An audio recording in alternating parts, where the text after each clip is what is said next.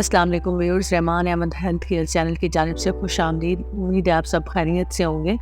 अगर आपने अभी तक चैनल को सब्सक्राइब नहीं किया तो कर लें और बेल आइकन को क्लिक करें ताकि हमारी नई आने वाली वीडियो आप तक बर वक्त पहुँच सकें।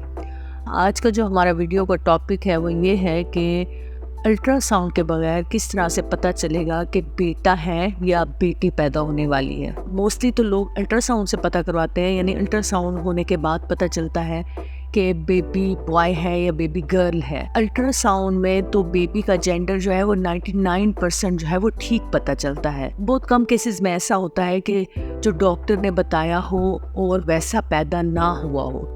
99% केसेस में वैसा ही होता है जो डॉक्टर ने अल्ट्रासाउंड पे देखा होता है और जो बताया होता है।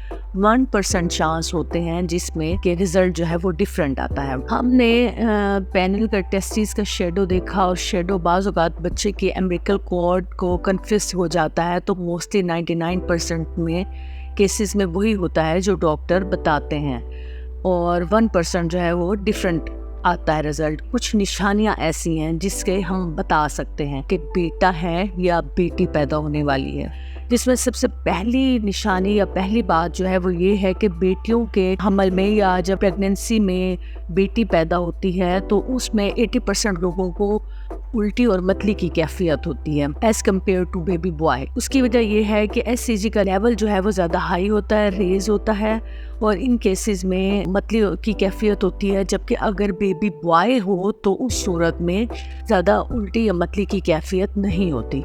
दूसरी अहम निशानी या अहम बात जिससे हमें पता चलेगा कि बेबी बॉय है या गर्ल है, बेटी की प्रेगनेंसी जो है वो थोड़ी डिफ़िकल्ट होती है, इसमें चिड़चिड़ापन होता है। इसकी वजह ये है कि फीमेल बेबी जो है इसके अंदर ओवरीज होती हैं और एस्ट्रोजन जो है वो होता है, एस्ट्रोजन लेवल जो है वो प्रोड्यूस करती है। इन हार्मोन्स की वजह से चिड़चिड़ापन आता है। तीसरी अहम बात या अहम निशानी कि अगर पेट के अंदर बेटी है तो इसका मतलब ये है कि आपका वेट जो है वो गेन होगा, ज़्यादा होगा, जबकि अगर बेबी बॉय है तो ज़्यादा वेट गेन नहीं होगा।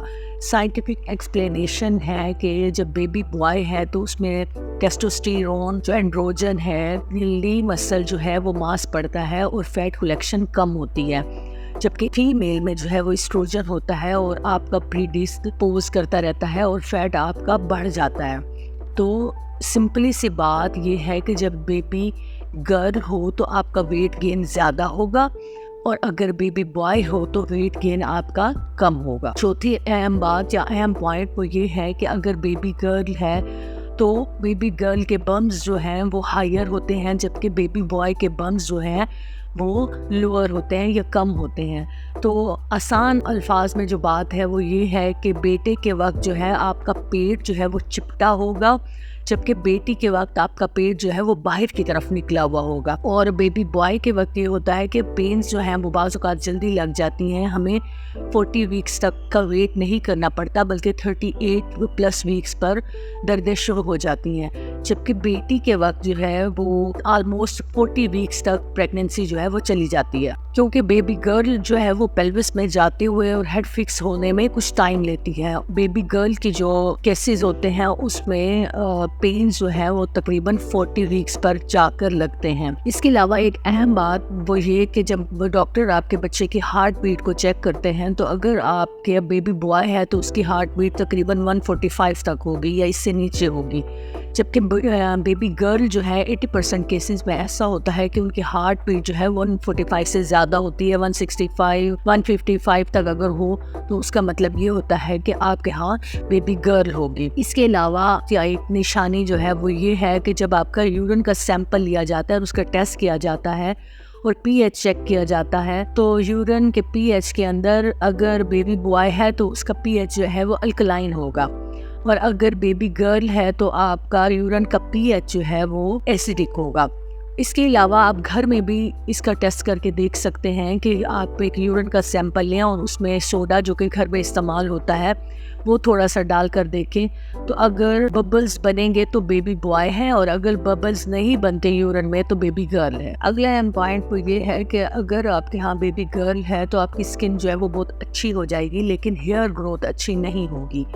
जबकि अगर बेबी बॉय है तो उसमें ये है कि आपकी जो हेयर ग्रोथ है वो बहुत अच्छी होगी, क्योंकि टेस्टोस्टेरोन से हेयर फॉलिकल को स्टिमुलेट करता है, जबकि आपका रंग जो है वो ब्लैक हो जाएगा और नाक जो है वो मोटी हो जाएगी और एडिमा होगा। इसके अलावा पेट पर भी काफ़ी काले निशान वगैरह पड़ जाते हैं। तो अगर आपकी खूबसूरती कम हो जाती है तो समझ जाए कि टेस्टोस्टेरोन काम कर रहा है और बेबी बॉय है। लेकिन अगर आपकी खूबसूरती बढ़ जाती है तो एस्ट्रोजन काम कर रहा है और इसका मतलब ये है कि आपके यहाँ बेबी गर्ल है। इसके अलावा भी कुछ निशानियाँ होती हैं जिसे 70% तक अंदाज़ा लगाया जा सकता है। उसमें एक निशानी ये भी है कि अगर आपके राइट साइड की टांग की खिंचाव खिंचाव है तो बेबी गर्ल होगी, और अगर आपकी लेफ्ट साइड की टांग की तरफ खिंचाव है तो बेबी बॉय होगा। ये सब बातें जो है इससे 100% तो हम नहीं कह सकते कि हमारा अंदाज़ा बिल्कुल ठीक हो, लेकिन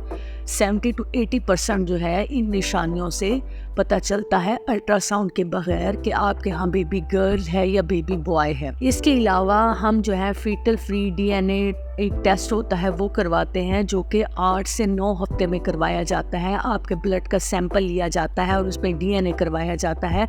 अगर उसमें XX आ रहे हैं तो इसका मतलब ये है कि आपके यहाँ बेबी गर्ल है, और अगर उसमें XY आ रहा है तो फिर 100% है कि हाँ आपके यहाँ जो है वो बेबी बॉय होगा। फीटल फ्री DNA टेस्ट जो है वो आमतौर पर PGH के जो पेशेंट होते हैं वो करवाते हैं, जो कि इसी मकसद के लिए ही उन्होंने ये करवाया हुआ होता है कि उनके यहाँ बेबी बॉय होना चाहिए या गर्ल होना चाहिए, तो वो उसकी मुकम्मल कंफर्मेशन के लिए ये टेस्ट करवाते हैं। उम्मीद है आज की वीडियो आपको पसंद आई होगी। अगर आपने अभी तक चैनल को सब्सक्राइब नहीं किया तो कर लें और बेल आइकन को क्लिक करें ताकि हमारी नई आने वाली वीडियो आप तक बर वक्त पहुँच सके। आपका बहुत शुक्रिया।